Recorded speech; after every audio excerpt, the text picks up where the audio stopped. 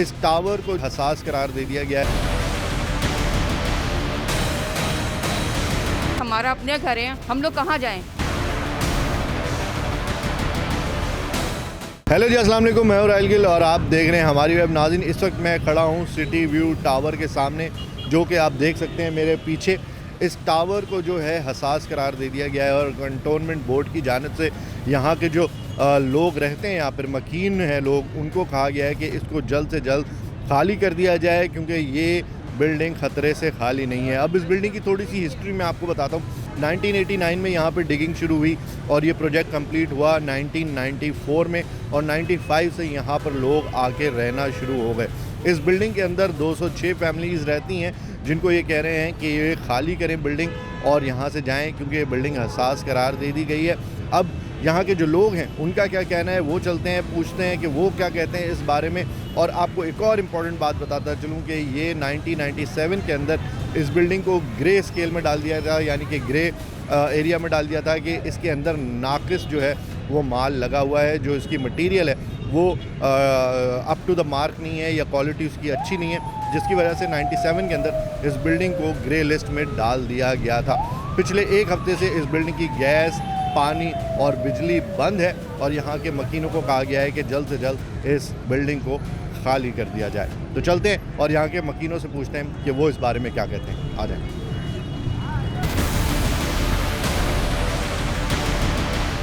अच्छा, बिजली, पानी, गैस आप लोगों का बंद है, तो जाहिर सी बात है बच्चे भी होंगे जो स्कूल जाते होंगे, स्कूल खुल चुके हैं, बुज़ुर्ग होंगे, तो ये कैसे मैनेज कर रहे हैं आप लोग? बस हम लोग अभी ये कि पानी का थोड़ा बहुत कर लेते हैं और बाकी जनरेटर वगैरह इस्तेमाल कर रहे हैं, उससे लाइट का वो करा हुआ है हमने ना। लेकिन ये कि ये गलत है। अभी हमारे को 10-12 दिन हो गए हैं यहाँ पर हम लोग बगैर बिजली के, और इसके कल हम लोग कंटोनमेंट की तरफ भी हमने एहतजाज किया है वहाँ पर भी, और यहाँ पर भी। अब ये है कि अगर हमारी नहीं सुनवाई हुई तो फिर हम ये कि और फिर दोबारा निकलेंगे एहतजाज के लिए, फिर हम एमेजिना रोड बंद करेंगे। नीचे इसके जो है वो पिलर वगैरह है ना, मजबूत है। बाकी थोड़ा बहुत तो हर बिल्डिंग में पानी टपकता है, टपकने से एक दो छतें गिर गई हैं और बिल्डिंग हमारी मजबूत है। सिटी व्यू अपार्टमेंट के जो बिल्डिंग की मैनेजमेंट है, उनके जनरल सेक्रेटरी और सदर मेरे साथ मौजूद है। इनसे पूछते हैं कि भाई आखिर इनकी मांगे क्या हैं और ये क्या चाहते हैं कि इनके साथ क्या किया जाए, क्योंकि नोटिस तो दे दिया गया है कि बिल्डिंग को खाली करें।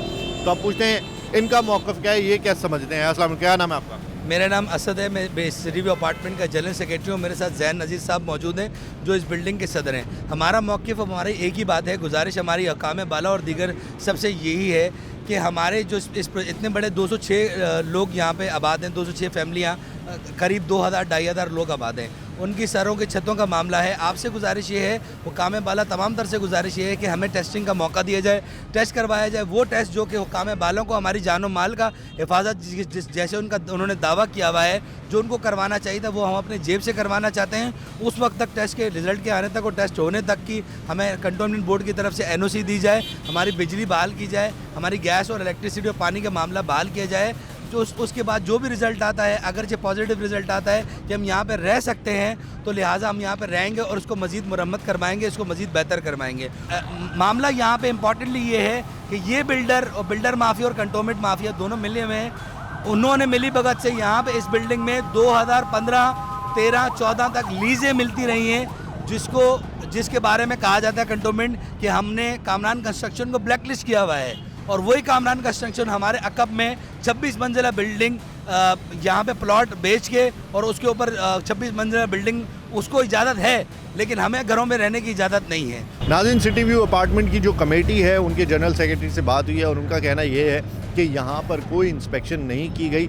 बग़ैर इंस्पेक्शन के ही इनको कह दिया गया है कि एक मकान खाली करें, घरों को खाली करें, क्योंकि ये बिल्डिंग हसास है, कभी भी इसमें कोई भी हादसा पेश आ सकता है और लोगों की जानों को ख़तरा है। अब अगर मैं आपको दिखा सकूँ, मेरे पीछे अगर आप देख सकें, तो इस बिल्डिंग की रिपेयरिंग का काम जारी था और ये रिपेयरिंग का काम जो है, ये बिल्डिंग वालों ने ख़ुद अपनी मदद, आप पैसे जमा करके इस बिल्डिंग को रिपेयर करना शुरू किया था।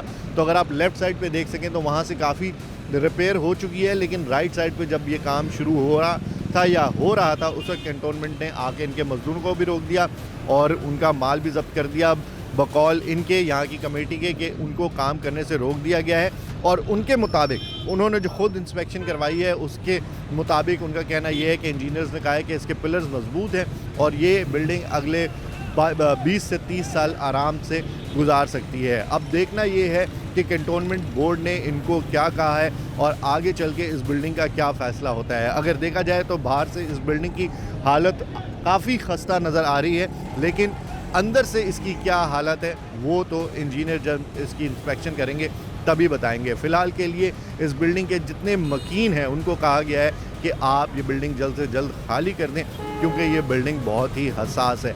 नाज़रीन, हमने पहले भी देखा कि नस्ला टावर, लेकिन वो एक अलग मामला था, लेकिन जब गवर्नमेंट किसी चीज़ को कहती है तो वो करके दिखाती है। तो उम्मीद करते हैं कि जितने यहाँ के लोग हैं जो यहाँ पर रहते हैं उनको जब यहाँ से घर खाली करना पड़े अगर, तो उनको इसके अलावा कहीं पे रिहाइश दी जाए ताकि जितने लोग हैं वो अपनी ज़िंदगी को आराम से गुजर बसर कर सकें। उम्मीद करते हैं कि वीडियो आपके लिए ज़रूर इन्फॉर्मेटिव होगी। जाने से पहले चैनल को लाइक करें, सब्सक्राइब करें, शेयर करें। मैं हूं राहिल गिल। खुदा हाफिज़।